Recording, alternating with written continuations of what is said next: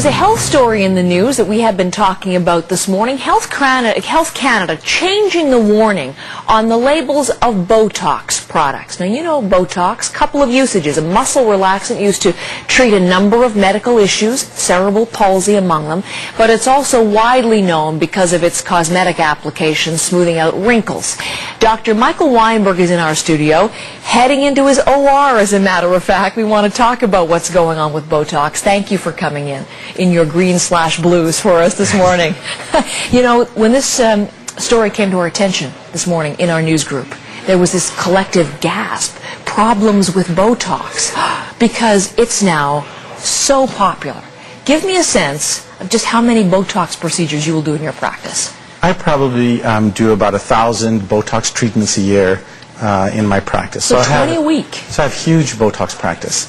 There are two, it's very popular. In Canada, there have been 1 million treatments of Botox in its 18-year, 20-year history. Okay, in the world, 15 million. All right, people are looking to this to smooth out the wrinkles, to get the frown lines gone. It has amazing applications. And what has happened in Canada is Health Canada, as I said, changing the labeling to warn that use of Botox may result in what's called distant toxin spread. The toxin moves onto other parts of the body, potentially with fatal consequences. What does this change mean?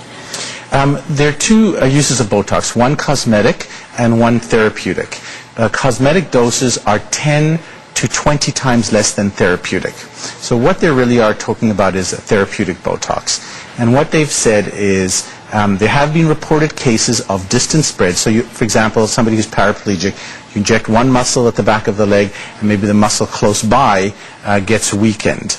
So there have been some reported cases, less than 15, in Canada out of 1 million doses treatments of Botox, but none have been medically proven. So it's really an alert for the high use, high dosage Botox in patients who are not medically well, who have other medical problems. It's not really valid for cosmetic Botox. For the cosmetic application. Yes, we have to really separate those out. And I think another way to look at it is the cosmetic patient should feel very comfortable now, because even when people are using 10 to 20 times the dose for therapeutic indication in a medically compromised, medically sick person, then only very rarely has something been reported but never proven. So 10 to 20 times away.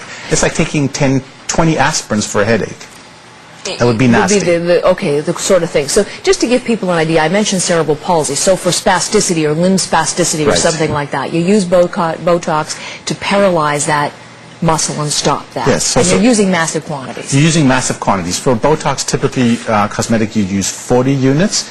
These doctors are using 700 to 1,200 units.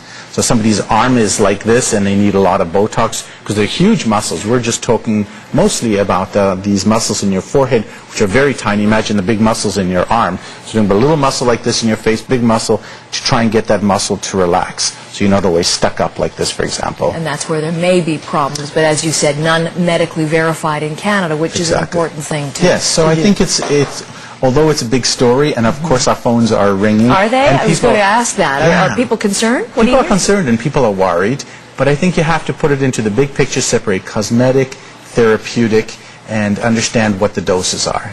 So if a family or friend came to you today and said, I'd like to have some Botox, would you consider it safe enough to recommend they go ahead with it? Yes. For cosmetic reasons, yes. And I would say for therapeutic reasons, for sure. And again, we come to this, and you and I have talked about this before, if it's done by the right person, in the right person, for the right reasons. So if you do it, the person doesn't have experience, if the person is too ill and the risks outweigh the benefits, and you're not doing it in the middle of nowhere in some spa or something, then I think that it's great treatment. Are there at all, we should just be clear, are there potential side effects in terms of allergies or long-term side effects or problems associated with Botox?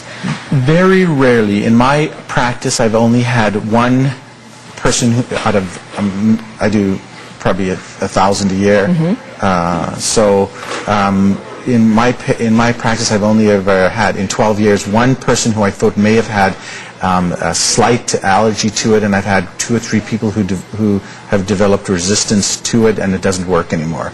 So very, very rarely, but I'm very conservative in terms of how I do it and who I do it on. Okay, well that's the key point. Talk to a professional about it, whether it's the right use in the right conditions. For sure. All right, thanks very much. Wanted to clear up this warning because it is generating a lot of talk. Off to the operating room with you. Thanks, Dr. Weinberg, for coming in.